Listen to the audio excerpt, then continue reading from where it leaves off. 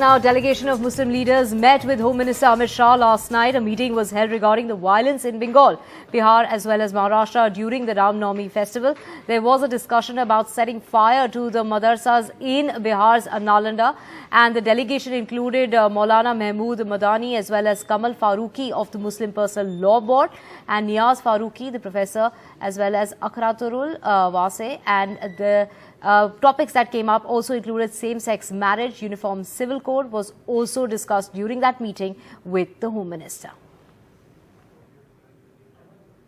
देश में मुसलमानों के मसलों को लेकर कल देर रात एक डेलीगेशन, मुस्लिम डेलीगेशन, जिसमें देश भर से आए मुस्लिम लीडर्स, रिलीजियस लीडर्स शामिल थे, उन्होंने गृह मंत्री अमित शाह से मुलाकात की। कई ऐसे मसले थे जिनको लेकर के चिंताएं हैं, उनको लेकर के अमित शाह साहब से चर्चा हुई। क्या चर्चा हुई, क्या मसले थे, इन सब पर बात करने के लिए हमारे साथ नियाज फारूकी साहब हैं, जो जमीयत उलेमा हिंद के स्पोक्स पर्सन हैं, और जो मीटिंग हुई अमित शाह जी से, उसके साथ उस मीटिंग में आप भी शामिल थे। नियाज साहब, क्या चर्चा हुई, किन मुद्दों को लेकर के ये मुलाकात हुई? क्योंकि तमाम लोगों का ये कहना है कि मुस्लिम संतुष्ट नहीं है, उनको लगता है कि उन्हें एक इस्लामोफोबिया का शिकार हो रहे हैं वो लोग। किन मसलों पर चर्चा हुई और अमित शाह साहब का क्या रुख था? हमने अभी देश के सामने, हमारे सामने जो चैलेंजेस हैं, उनको, उनमें से 14 ऐसे बिंदु थे जिनसे हम लोग डायरेक्टली अफेक्टेड हैं और हमारे देश का सवाल है उसके बारे में। वो 14 बिंदु हमने उनके सामने रखे। तो एक तो उसमें जो सांप्रदायिक माहौल बना है, खासतौर से ये रामनवमी के बाद से जो एकदम, उसके बारे में, रामनवमी में जो दंगे हुए बिहार में और बंगाल और महाराष्ट्र में, उस पर चर्चा हुई। फिर दूसरे जो है, जो मॉब लिंचिंग के हरियाणा और मेवात के रीजन में, खासतौर से वैसे मुल्क में जुनैद नासिर वगैरह के जो वाक़यात हुए, उनके बारे में चर्चा होना ज़रूरी थी, उनके सामने अपनी बात रखी। फिर तीसरे जो है, जो हेट क्राइम है, जो एक मुल्क के अंदर जो हेट स्पीचेस वगैरह का जो माहौल चल रहा है, कि इससे हमारे देश की छवि कैसे ख़राब हो रही है, इंटरनेशनल सतह के ऊपर हमारा नुकसान हो रहा है, ये बात मैंने उनके सामने रखी।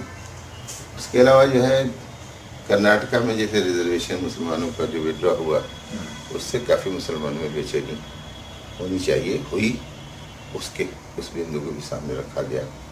और मदरसों की जो स्थिति है, मदरसों के बारे में जो रवैया है, जो प्रोपेगेंडा हो रहा है, जिस तरह का सरकार ने भी रवैया अख्तियार किया, उसके बारे में। ठीक है, तो इन महत्वपूर्ण मसलों पर आपने अपनी चिंताएं गृह मंत्री के सामने रखी। गृह मंत्री का क्या रुख था? क्योंकि अभी हाल ही में वो बिहार में थे और बिहार में उन्होंने एक राजनीतिक बयान दिया कि आप 40 में 40 सीटें में लोकसभा में जिता दीजिए, हम दंगाइयों को सीधा कर देंगे, दंगे होंगे ही नहीं। इन तमाम मसलों, पहले रामनवमी पर उनका जो दंगे हुए हैं, जो नालंदा में मदरसा जलाने की बात है, उस पर क्या चर्चा हुई, उस पर रुख क्या था अमित शाह साहब का? देखिए, सबसे अच्छी बात यह है, उनका जो पब्लिक के अंदर पोस्चर होता है, जो पॉलिटिकल उनकी स्पीचेस होती हैं, उससे ये डिफरेंट अमित शाह थे। और उन्होंने हमारी बात जिस ध्यान से सुनी और उसके ऊपर उनका जो पॉजिटिव रिएक्शन था, वो हमारे लिए एक अलग अलग, दोनों हम सब। पॉजिटिव रिएक्शन मतलब क्या? पॉजिटिव रिएक्शन ये है कि उन्होंने सारे बिंदुओं को डिटेल में देखा और उसके बाद उन पर रिएक्ट किया, और डिनाइल मोड में नहीं थे कि सब चीज़ मना कर दी, नहीं ऐसा नहीं होता, आप गलत कह रहे हैं। बल्कि उन्होंने कहा कि ऐसा है और इसमें बहुत सारी बातें सही हैं, मैं उससे एग्री करता हूँ, और हमारा कॉन्स्टिट्यूशनल दायित्व बनता है कि हम इसको देखें और इसको करें, हम इसको करने की कोशिश कर रहे हैं। ऐसी राज्यों की उन्होंने मिसालें दी हैं कि जिन राज्यों के अंदर उनकी हुकूमत नहीं है, उनके बारे में उन्होंने कहा कि हमने स्टेट गवर्नमेंट से किस तरह से वो करने की कोशिश की है, और उनकी ममता दीदी से बात हुई, उसके बारे में उन्होंने जिक्र किया। इसके सिलसिले में तो हमने उनको ये कहा कि इसको आप रोकिए, कैसे ये हो रहा है।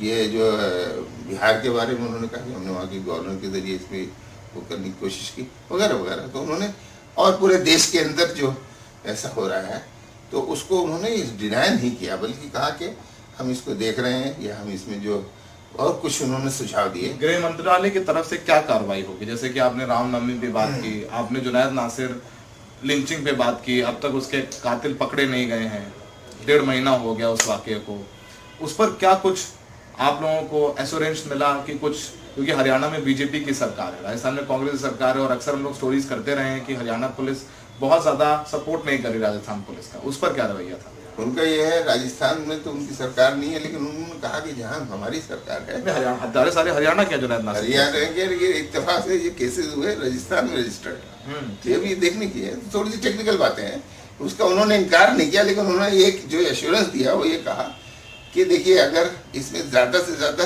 302 लग सकता है, 302 की ज्यादा से ज्यादा फांसी की सजा हो सकती है, तो इससे ज्यादा और क्या किया जा सकता है?